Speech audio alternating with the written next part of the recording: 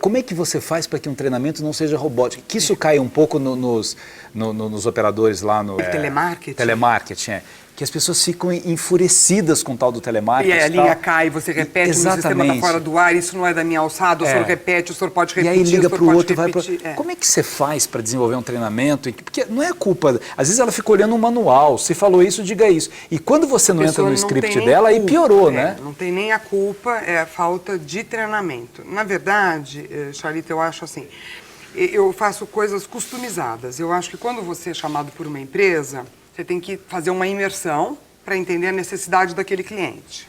Quando você entende a necessidade daquele cliente, você tem que customizar o conteúdo e falar a linguagem não só do teu cliente, mas do cliente interno dele, né?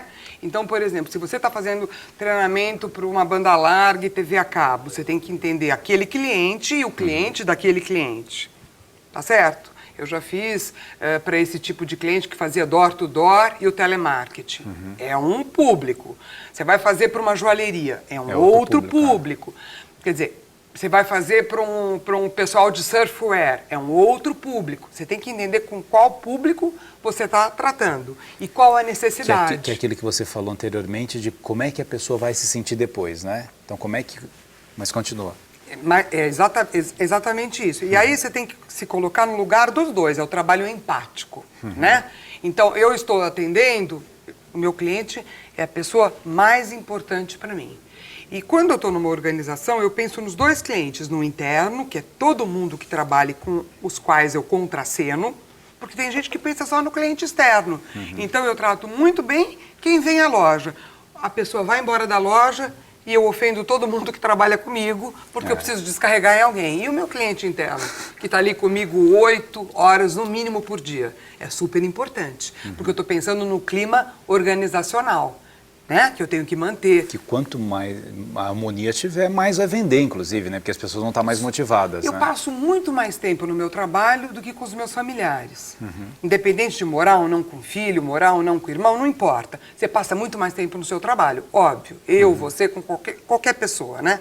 Então, eu tenho que estar feliz no meu trabalho, eu tenho que gostar daquelas pessoas. Necessariamente elas não têm que ser os meus amigos de jantares e de balada, mas são pessoas que, numericamente, em termos de horas semanais, estão muito tempo comigo. Aquilo tem que ter qualidade, aquilo tem que ter respeito, aquilo tem que ter uma troca gostosa.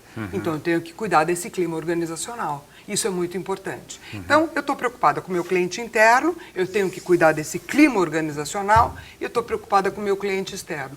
Se esse cliente externo estiver bem atendido, aí a fidelização vai acontecer por conseguinte, porque o cara ele está tão feliz com a experiência dele que ele vai voltar. E nos treinamentos eu gosto de fazer sempre o processo andragógico, onde você interage, porque o adulto você tem que trazer ele para interagir, porque senão a nossa aprendizagem no adulto é muito menor, o poder de retenção, né? Já está pronto, né? O que você vai aprender numa aula só teórica?